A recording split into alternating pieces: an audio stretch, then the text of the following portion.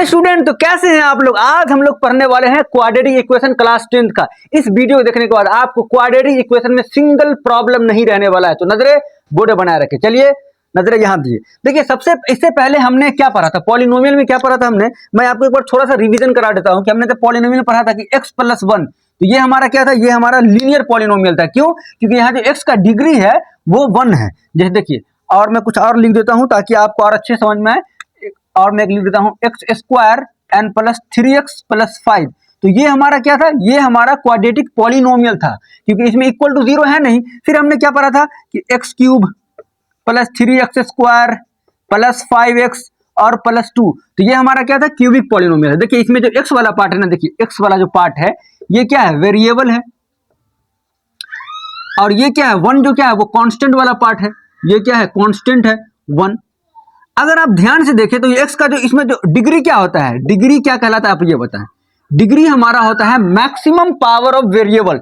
तो यहाँ क्या है, 1 है। अगर यहाँ चाहे तो x⁻0 दे सकते, तो यहाँ 0 है, वेरिएबल्स का पावर यहाँ 1 है। तो बड़ा कौन है, 1। तो यह हमारा क्या हो जाएगा, इसका डिग्री 1 हो जाएगा। फिर यहाँ देखें तो यहाँ 1 हो जाएगा। अगर चाहे तो x⁻0 दे सकते हैं। अच्छा, मैंने x⁻0 क्यों देता हूँ कि x⁻0 बराबर होता है 1। तो इसको हम लिख नहीं सकते हैं 1 × 1, तो 1⁻0। तो अगर आप यहाँ ध्यान से अगर देखते हैं तो x⁻, यहाँ 1 है, यहाँ 0 है, तो इसका डिग्री क्या हो जाएगा 1, क्योंकि मैक्सिमम डिग्री क्या होता है ना, मैक्सिमम पावर होता है, मैक्सिमम पावर ऑफ वेरिएबल।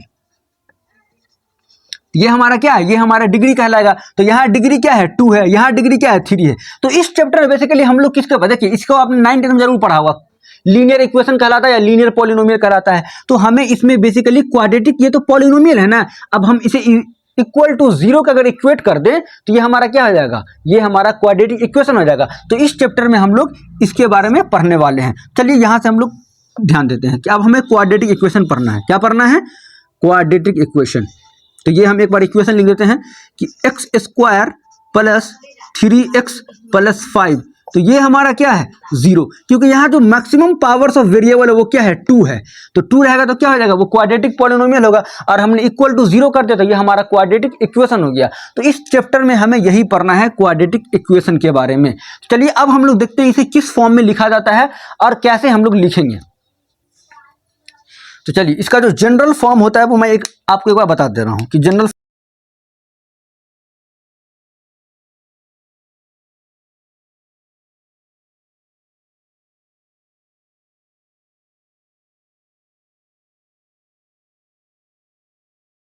देखिए ये हमारा क्या है, क्वाड्रेटिक इक्वेशन है। तो ये एक quadratic equation is the variable x is the equation of the form of ax² + bx + c where a b c are real number. यानी a b c क्या है, रियल नंबर, 1 2 3 -4 कुछ भी हो सकता है। ये हमारा a and b and c क्या है, ये हमारा एक रियल नंबर है। लेकिन हमारा a = 0 नहीं होना चाहिए, क्योंकि जिस दिन a = 0 हो गया तो ये हमारा क्या हो जाएगा, ये हमारा लीनियर हो जाएगा। तो हमें पढ़ना क्या है, क्वाड्रेटिक इक्वेशन पढ़ना है। अच्छा, इसे लिखने का तरीका क्या है कि आप हमेशा इसे क्या करेंगे, डिसेंडिंग ऑर्डर में लिखेंगे। जैसे 2 फिर 1 फिर 0 ऐसे लिखना है आपको, डिसेंडिंग या इंक्रीजिंग जो भी आप समझ जाए। जैसे देखिए फॉर एग्जांपल हमने कहीं पे इक्वेशन लिखा है, फॉर एग्जांपल हमने लिखा x² + 5x + 2 लिख दिया, समझ में आया। फिर हमने क्या लिख दिया, एक लिख दिया -1 + 2x + 4x²। फिर हमने इक्वेशन, चलिए मैं इसी को सॉल्व कर देता हूं। देखिए सबसे पहले क्या करना है आपको, डिग्री के बेसिस पे 2 के बाद 1 आएगा, 1 के बाद फिर 0 आएगा। देखिए यहाँ 2 था, यहाँ क्या है 1 है, और यहाँ कुछ नहीं। इसका मतलब क्या है, x⁻0, यानी वेरिएबल्स का पावर क्या है, यहाँ पे 0 है, डिग्री 0 है।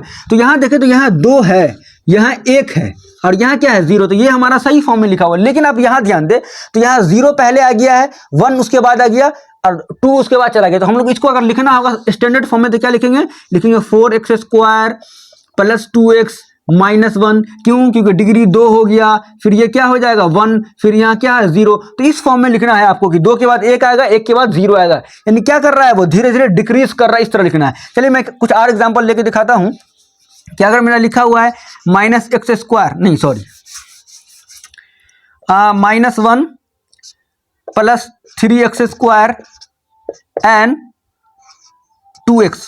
तो ये क्या सही फॉर्म में लिखा हुआ, देखिए ये हमारा क्वाड्रेटिक इक्वेशन है, ये हमारा क्वाड्रेटिक इक्वेशन है, लेकिन हमें इस वाले फॉर्म में लिखना है कि 2 के बाद क्या आना चाहिए 1, 1 के बाद क्या आना चाहिए 0।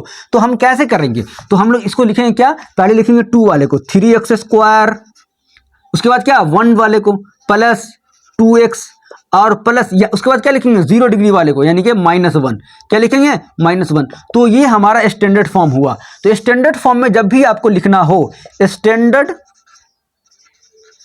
फॉर्म में अगर आपको क्वाड्रेटिक इक्वेशन लिखना हो, ध्यान रहे कि पहले वेरिएबल 2 डिग्री वाले आएंगे, फिर 1 डिग्री वाले और प्लस फिर c(x⁻0), ये इक्वेशन फॉर्म होता है, ये general form of quadratic equation है। इस तरह ही आपको लिखना है, ऐसा ना हो कि कहीं -x², इस तरह नहीं लिखना है कि -1 + 2x + 4x²। ये भी हमारा क्वाड्रेटिक पॉलिनोमियल है, लेकिन हमें हमेशा इस वाले फॉर्म में लिखना है, डिक्रीजिंग ऑर्डर में 2 के बाद 1 होगा, फिर 1 के बाद 0 होगा, इस तरह हमें लिखना है। तो ये हमारा क्वाड्रेटिक पॉलिनोमियल है। देखिए आप देखेंगे कि हम लोग किसी भी क्वाड्रेटिक इक्वेशन को बिना देखे हुए, यानी केवल देख के नहीं बता सकते कि वो हमारा क्वाड्रेटिक इक्वेशन होगा कि नहीं होगा। वो क्यों, मैं अभी आपको बताता हूं। चलो इसे नोट कर लीजिए आप थोड़ा, और मैं आपको कुछ बता रहा हूं। देखिए अब हम लोग कैसे डिसाइड करेंगे वो हमारा क्वाड्रेटिक इक्वेशन है। We need to simplify. सबसे पहले हमें सिंप्लीफाई करने के बाद ही डिसाइड करेंगे कि वो क्वाड्रेटिक इक्वेशन है कि नहीं। आप केवल देख के मत बताना, आप केवल देख के मत बताइए। जैसे फॉर एग्जांपल मैं आपको इक्वेशन दे रहा हूं कि फॉर एग्जांपल हमने ले लिया x + 2 का होल क्यूब बराबर x³ और -8 ले लिया, तो आप समझेंगे कि यार यहाँ पे तो x³ है, इसका मतलब ये quadratic polynomial, sorry cubic polynomial होगा, क्यूबिक इक्वेशन होगा। तो हम लोग बोलेंगे ये हमारा क्वाड्रेटिक इक्वेशन नहीं, हमें सबसे पहले सॉल्व करना पड़ेगा। तो इसे हम लोग सॉल्व कर लेते। कैसे करेंगे सॉल्व, तो देखिए a + b का होल क्यूब होता क्या है, तो a³ होता है, यहाँ मैं लिख देता हूँ कि a + b का होल क्यूब जो होता है वो क्या होता है, वो होता है a³ + b³ + 3a² b + 3b²a। ये आपको याद रखना है। तो यहीं पे वो सिंप्लीफाई कर दिए, x³ हो जाएगा प्लस b का क्यूब यानी 2 का क्यूब क्या हो जाएगा 8 प्लस 3a² यानी 3x² इंटू b यानी कि 2 प्लस 3 इंटू 2 का स्क्वायर यानी b² इंटू x बराबर x³ -8। समझ में आया। तो आपने देखा कि यहाँ हमारा x³ हुआ प्लस ये हो गया 8 और plus 3x², 3 × 2 = 6x² and plus 2 × 2 = 4, 3 × 12x बराबर x³ -8। अच्छा ध्यान दे, सबको इसको बराबर से पहले लेके चले आए। तो x³, अब ये बताएं, पहले ये वाले फॉर्म को लिखेंगे क्योंकि मैंने आपको बताया था 6x² एंड प्लस 12x, उसके बाद लिख देते हैं +8, और जब ये इधर आएगा तो -x³ हो जाएगा और ये +8 बराबर 0 हो जाएंगे। इसे हम लोग सॉल्व कर लेते हैं। तो हमारा x³ से -x³ खत्म हो गया। अब बचा मेरा क्या 6x² प्लस 12x और +8 और 8 16 बराबर 0। तो ये हमारा क्वाड्रेटिक इक्वेशन हुआ कि नहीं हुआ, बिल्कुल। तो हमें देखने में लग रहा था यार ये तो क्यूबिक है, लेकिन जैसे ही हमने सॉल्व किया तो हमारा क्या हुआ, एक क्वाड्रेटिक इक्वेशन हो गया। अच्छा ये आप चेक भी कर सकते हो, ये हमारा क्या इस वाले स्टैंडर्ड फॉर्म में लिखा हुआ है ax² plus bx plus c बराबर 0, बिल्कुल इसी फॉर्म में लिखा हुआ है। क्यों, पहले डिग्री 2 है, फिर 1 है, फिर 0। अब नजरे बोर्ड बनाए रखिए कि अब हम लोग इसी से रिलेटेड हम लोग कुछ क्वेश्चन सॉल्व कर दे जो हमारे साइज में दे रखे। इसी से रिलेटेड हम लोग क्या करते हैं, कुछ एक्सरसाइज के जो है क्वेश्चन को सॉल्व कर लेते हैं। कैसे सॉल्व करेंगे, ये देखिए ये हमारा x + 1 का होल स्क्वायर दे रखा है इज इक्वल टू 2x - 3। तो हम कैसे करेंगे, सबसे पहले a + b का होल स्क्वायर कर दीजिए, a² यानी x² प्लस 1 का स्क्वायर तो 1 ही रहेगा और प्लस 2ab यानी कि 2x × 1 बराबर। अब इसको अगर 2 से मल्टीप्लाई करें तो ये 2x हो जाएगा और -6। समझ में आया, बिल्कुल। तो अब हम लोग क्या कर लेते हैं, बराबर x² प्लस 2x प्लस 1 बराबर ये क्या हो जाएगा 2x - 6 बराबर, सॉरी अब क्या करें, सबको इक्वल टू से पहले लेके चले आए, x² प्लस 2x प्लस 1 और ये जब इधर आएगा तो क्या हो जाएगा -2x और प्लस 6 बराबर 0। समझ में आया कि नहीं, बिल्कुल। तो आप यहाँ से ध्यान दें तो ये वाला इससे कट गया, तो क्या हो गया x² और प्लस 7। तो ये हमारा क्वाड्रेटिक इक्वेशन है कि नहीं, बिल्कुल है। अगर आपको लगता हो यार ये तो ax² plus bx plus c के फॉर्म में नहीं है, तो देखिए अब इसको ऐसे लिख सकते हैं क्या, x² प्लस 0 × x प्लस 7 बराबर 0, बिल्कुल लिख सकते हैं। तो ये हमारा स्टैंडर्ड फॉर्म नहीं हो गया, ax² plus bx plus c के फॉर्म में हुआ कि नहीं हुआ। तो ये हमारा क्या है, क्वाड्रेटिक इक्वेशन है। तो लिखेंगे yes it is a quadratic equation, यहाँ लिख देते हैं यस ये हमारा क्वाड्रेटिक इक्वेशन है। अब सेकेंड वाले को सॉल्व कर लीजिए उसी तरीका से। ये क्या हो जाएगा, एक्स स्क्वायर माइनस 2x बराबर, अब देखिए -2 से दोनों में मल्टीप्लाई कीजिए, -2 इंटू 3 -6 और माइनस माइनस प्लस 2x हो जाएगा। अब क्या कीजिए, इक्वल टू से सबको एक तरफ कर लीजिए, तो एक्स स्क्वायर माइनस 2x और ये आएगा तो ये +6 हो गया और ये -2x इज इक्वल टू 0 हो जाएंगे। फिर उसी तरीके से क्या कीजिए, एक्स स्क्वायर -2x और -2x क्या हो जाएगा, -4x + 6 बराबर क्या हो गया, 0। तो हमने क्या बोला था कि अगर आपको चेक करना है क्या कि ax square plus bx plus c के फॉर्म में है कि नहीं, तो बिल्कुल है। आपको लगता है यहाँ पे प्लस क्यों हो गया, तो चलिए इसको ऐसे नहीं लिख सकते हैं कि एक्स स्क्वायर प्लस और -4x और +6 बराबर 0। तो ये हमारा क्वाड्रेटिक इक्वेशन है, तो यानी कि ये भी हमारा क्वाड्रेटिक इक्वेशन है। अब मैं क्वेश्चन नंबर और भी सॉल्व कर देता हूँ ताकि आप कुछ मैं छोड़ भी दूंगा ताकि आप भी सॉल्व करें। तो चलिए और भी मैं कुछ इसमें से क्वेश्चन सॉल्व कर लेता हूँ जो लगता है कि मुझे थोड़ा डिफिकल्ट है, आप लोग को बनाने में थोड़ा मुश्किल हो सकता है।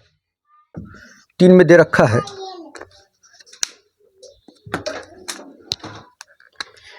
कि x-2 और x + 1 is equal to x-1 और x + 3 ये है।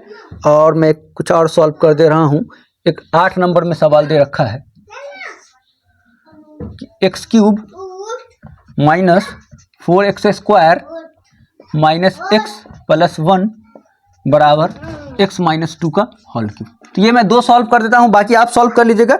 अगर कोई प्रॉब्लम आता है तो मैं फिर भी सॉल्व कर दूंगा, चाहे मैं सॉल्व ही कर दूंगा, कोई दिक्कत वाली बात नहीं है। चलिए क्या है, x-2 x + 1 is equal to x-1 और x + 3। तो हम लोग कैसे सॉल्व करेंगे, देखिए सबसे पहले क्या कीजिए ना, इस x से दोनों मल्टीप्लाई कीजिए, तो x बराबर क्या हो जाएगा, x + 1 में भी एक बार मल्टीप्लाई करना है, फिर -2 से इन दोनों मल्टीप्लाई कीजिए तो x + 1 हो गया, हुआ कि नहीं हुआ। फिर क्या कीजिए, आप यहाँ भी x को एक बार x + 3 से मल्टीप्लाई कर दीजिए और -1 को x + 3 से मल्टीप्लाई कर दीजिए। अब यहाँ सॉल्व कर दीजिए, तो अगर आप सॉल्व करेंगे तो x इंटू एक्स क्या हो जाएगा, एक्स स्क्वायर। अरे समझ में आया कि नहीं। उसी तरीका से ये x हो जाएगा -2x - 2 बराबर एक्स स्क्वायर + 3x - x और -3 हो गया। अब क्या कीजिए, सबको इक्वल टू से पहले ले आइए, तो एक्स स्क्वायर देखिए +x और -2x क्या हो जाएगा, -x - 2 ये आएगा तो -x स्क्वायर और ये +2x हो जाएगा तो ये आएगा -2x और +3 बराबर क्या हो गया, 0। अब सॉल्व कर दे तो इससे ये कट गया, तो ये क्या हो गया, -x और -2x, तो ये हो जाएगा -3x और +1 बराबर 0। तो ये हमारा क्वाड्रेटिक इक्वेशन है नहीं, क्यों, क्योंकि ये हमारा ax स्क्वायर + bx + c के फॉर्म में नहीं है, तो ये हमारा क्वाड्रेटिक इक्वेशन नहीं होगा। समझ में आया, ये हमारा क्वाड्रेटिक इक्वेशन नहीं है। तो आपने देखा, उसी तरीका से हम क्या कर लेते हैं, आपको इस बार ये भी सॉल्व कर दिखा दे रहे हैं। इसके बाद जो भी क्वेश्चन है वो आप खुद सॉल्व कर लीजिएगा। मारेंगे दीवार में लिखा जाएगा रे, अरे ये सब बता ही सब है, वीडियो के समय ही खेलना होना शुरू हो जाता है।